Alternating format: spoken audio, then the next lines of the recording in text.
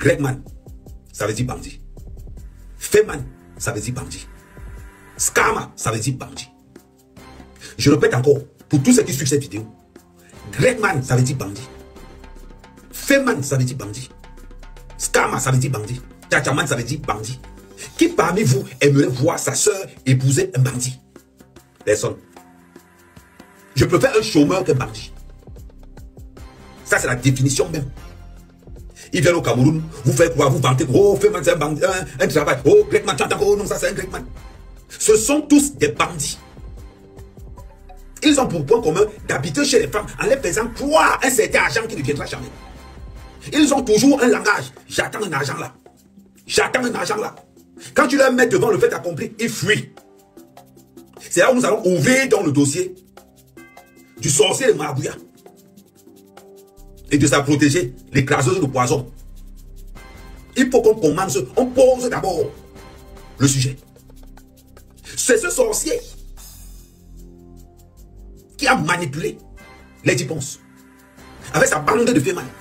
Parce que nous sommes dans une diaspora hypocrite. Je dis bien hypocrite. Quand je plaise à certains, à mes camés, c'est la vérité. Et le tour de autour du peuple dit ce que je pense. Je répète encore, qu'en déplaise, ce sont des bandits, des escrocs. Dans les soirées camerounaises, vous entendez les noms. Oh, le Saoudien. Oh, le pétrolier. Oh, Makitola. Ils n'ont que les cancans, non. Pour influencer leurs droits. Ils n'ont ni maison, ni véritable travail. Demandez-leur une fiche de position, ils sont incapables de vous donner. Demandez-leur une adresse, ils sont incapables de vous donner. Demandez-leur un statut régulier, ils sont incapables. La plupart vivent dans les meublés, dans les BNB, payés par le vol de carte bleue. Ne les voyez pas spéculer, ne les voyez pas flamboyer. La plupart de ces gars ne vivent que au jour le jour. C'est dans ce genre de terrain qu'on retrouve cette... On va donc poser. Voilà celui qui est venu épouser Lady Ponce dans un moment de faiblesse. Et ce sont des gens qui ont des pratiques où ils droguent certaines, pour ne pas dire la plupart de leurs compagnes, afin de les estorquer, de les manipuler psychologiquement parlant. Donc dans cette deuxième phase, nous allons donc vous présenter le Margouya et ce qu'il a commis comme dégâts. Pour maltraiter psychologiquement notre artiste Lady Ponce. Je combats beaucoup les voleurs.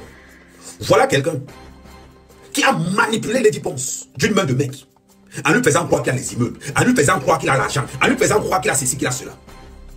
Lady Ponce dit toujours, moi quand j'aime, je suis un. Mais il y a des gens qu'on ne peut pas aimer. La dernière fois, Lady Ponce a dit que c'était une bêtise. Lady Ponce, je suis désolé pour toi. Ce genre d'individu, ça ne peut pas être une bêtise. Je suis désolé pour toi, Lady Ponce. Ce n'était pas la bêtise de ta vie. Non, tu ne peux pas dire ça, Lady Ponce. Quand tu rates une note musicale, on peut dire que c'est une bêtise. Quand tu te trompes, peut-être tu voulais prendre le taxi, tu as fait autre chose, on peut dire que c'est une bêtise. Ce monsieur, ce n'était pas une bêtise. Je pense que ce visage, c'est le fiasco de ta vie. C'est l'enfer de ta vie. C'est la manipulation satanique de ta vie. Donc, je ne peux pas que tu dises, la prochaine fois qu'on va t'interviewer, Lady Ponce, de grâce, ne dis pas que celui-ci, c'est la bêtise de ta vie. Je suis désolé pour toi. Ça là, c'est le fiasco, l'enfer, tout ce qui peut imaginer de plus maléfique dans ta vie, c'est ce monsieur. Toujours en compagnie de sa sorcière écrasée sur le poison. On plante d'abord le décor. Nous ne racontons pas que, non, on se dit nos vérités. C'est un monsieur qui ne travaille pas, qui n'a aucune fiche de paix, qui vit au coucher des femmes, qui a passé le temps à publier la nudité de la mère de ses propres enfants. Lady, il fallait vérifier le CV. Dieu merci, les ancêtres t'ont sorti de là. Les ancêtres t'ont sorti de là. Ça là, et Dieu merci aux ancêtres. C'est comme ça que ça se passe quand on est béni de Dieu. Qu'est-ce qu'il a proposé à Lady? Rien. Qu'est-ce que ce sorcier, ce Margouya, qu'est-ce que ce Margouya a proposé à Lady? Rien. Parlons peu, parlons bien. C'est lui qui a publié leur vie intime, comme d'habitude. Mais ça ne nous surprend pas. S'il a eu le courage de publier, et quand je demande du diable de publier, s'il a eu le courage de publier les nus de l'intimité de la mère de ses propres enfants, c'est pas Lady qui a l'échappé. Oui, un homme qui vient épouser, qui vient voler une femme, épouse la femme, à un moment donné, si on n'est pas un manipulateur, si on n'est pas un bandit, un escroc, si on n'est pas quelqu'un de dangereux, qui peut faire ça? Lady Ponce n'allait pas rester longtemps dans ce mensonge. À un moment donné, les ancêtres l'ont réveillé. Sors de là. Je tiens à rappeler que c'est lui qui vient encore avec la sorcière, son écraseur de poison. Voilà une autre, soi-disant, elle fait la cuisine. Quand vous l'invitez quelque part de cuisiner pour vous, elle récupère tout ce que vous faites, vous dites dans vos intimités, elle divulgue que ça dehors. Une femme qui est dans la sorcellerie, une femme qui est partout en écraseur de poison, comment est-ce qu'elle peut dire qu'elle est dans la cuisine? Pour cuisiner quoi? Elle a cuisiné d'abord où on a vu. Plus maléfique que cette femme, ils ont le duo complet. L'écraseuse de poison là, et le soi-disant milliardaire en Monopoly, qui est bien son goût. On va parler du conseil de l'Olympia maintenant. Attends d'abord, j'arrive au conseil de l'Olympia. Pour l'instant, je reste d'abord. Je reste d'abord pour voir. Je te montre d'abord par A plus B. Mais ça et tout, ça n'a pas abouti. Elle ne peut pas dire qu'elle ne savait pas. Voilà, parce que les femmes, encore une femme comme elle, elle est plus à risque. Donc elle doit être consciente du fait qu'elle est à risque et prendre beaucoup de précautions, avoir plusieurs sources d'informations. On ne peut pas se lever un premier jour, on va se marier et puis on vient crier sur les réseaux sociaux. Vraiment que les deux là assument, qui nous laissent tranquilles. Ils savent ce qu'ils cherchent. Du coup, elle n'est pas victime du tout. Attendez, je vais un peu. Elle n'est pas victime du tout. C'est juste que dans le game, il y a toujours un perdant et un gagnant. Voilà. Et qu'ils assument. C'est de ça qu'il est question. Qui ne nous fatigue pas. C'est de ça qu'il est question.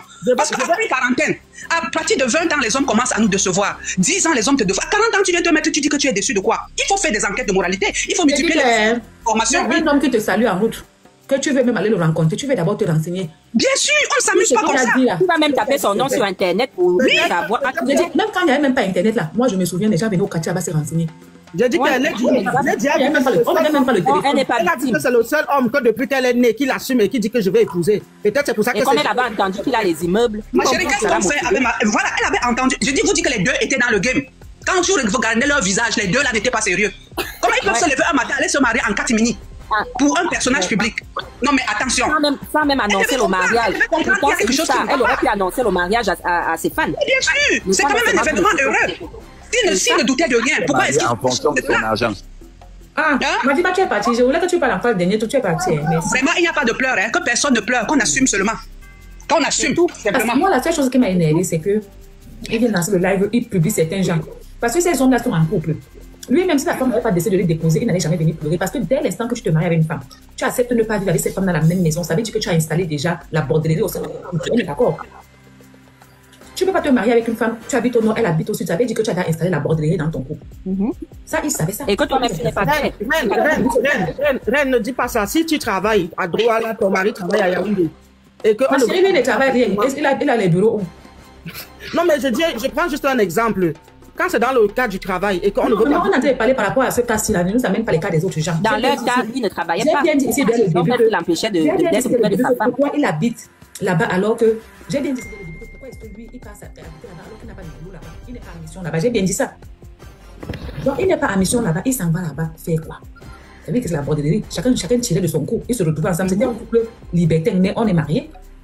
Et lui, c'est seulement la bordellerie de sa femme qu'il est venu exposer. En temps, lui-même, il n'était pas clair. Lui-même, il n'était pas propre. Je crois que Coco avait dit ça. Vraiment, pire même que sa femme. Je crois que Coco avait dit cela qu'il vivait avec une femme là-bas. C'est ça.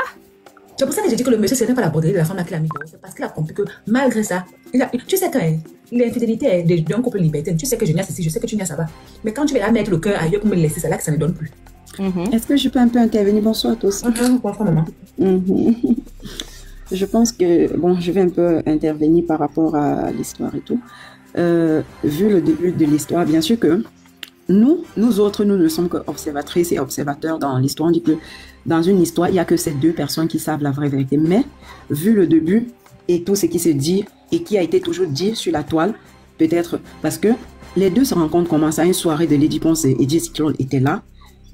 Et c'est par rapport au geste qu'il a fait à la soirée que Lady Ponce a flashé sur Jay Cyclone. Parce que, vous connaissez, les femmes, on ne va pas toujours en vouloir à cet homme. Il a une partie de responsabilité, bien sûr. Et Lady Ponce, je pense que son pourcentage est très élevé. Aujourd'hui, elle ne va pas venir jouer à la victime, non. Parce qu'elle-même, dans cette relation, elle guettait quelque chose. Chose qu'elle a été dessus. Parce que quand elle entre dans la relation, elle constate que ce n'est pas ce qu'elle venait chercher. Maintenant, elle, en tant qu'une star, si elle prend cette vie, ce n'est pas la vie qu'elle visait. Entre-temps, il y a son image qui est en jeu. Elle est déçue. Elle cherchait le flic. Chose qu'il n'y avait pas, Jay Cyclone n'avait pas. Parce qu'il a flashé 10 000 € cash en une soirée sur elle. C'est normal. Elle, en tant que star, qu'est-ce que les stars cherchent? C'est quelqu'un qui est bien positionné. Donc, du coup, quand elle entre déjà dans la relation après, elle constate que ce n'est pas ça. Il ne faut pas qu'elle joue la victime aujourd'hui. Jessica, lui-même aussi cherchait quelque chose. Elle-même cherchait quelque chose. Mais la femme ne joue pas la victime, parce que c'est elle qui décide de quitter la relation. La seule chose... Ça, ce sont ses dits, puisque personne n'est témoin. Non, ce sont ses dits, mais c'est aussi les dits du monsieur. Parce que quand il se plaint, il dit dans sa vidéo que elle est partie, elle a fait le mariage, elle est partie s'installer à Yaoundé, elle a abandonné le monsieur. Je pense qu'une femme qui tient à son couple n'abandonne pas son foyer comme ça. C'est ça qu'elle a dit dans sa je ne te coupe pas. Attends, j'aimerais que ça soit clair. La fille ne pleure pas. Elle ne se plaint pas parce que le mariage est fini. Elle se plaint parce que le monsieur est venu sortir sa vie privée. Il pouvait divorcer au calme, on est d'accord? Oui. Je ne sais qu'elle se plaint. Et le fait qu'il a amené Coco dans sa vie. Sa vie intime s'est trouvée étalée sur la tête de lui. Personne n'aimerait ça. Elle n'est pas la première femme infidèle dans la vie. Il pouvait partir sans bruit. Elle ne se plaint pas parce qu'elle a arrêté le fait que, comme si elle était victimisée, non. Nul aurait été ça, elle ne serait pas venue pleurer. Elle s'est séparée avec les gens lui, mais sans qui connaît la raison, personne. Elle s'est séparée avec le médecin. Est-ce qu'elle a pleuré? Personne. Mais elle ne se plaint pas. Elle déplore ce que le monsieur a fait. La manière dont il est venu la jeter, ça ne se fait pas. C'est elle qui a trompé quelqu'un. Elle est trompée, c'est la première qui l'a trompée. En tant que femme, tu ne peux pas encourager que tu as n'importe quel problème. On vient s'asseoir sur la chaise pour expliquer.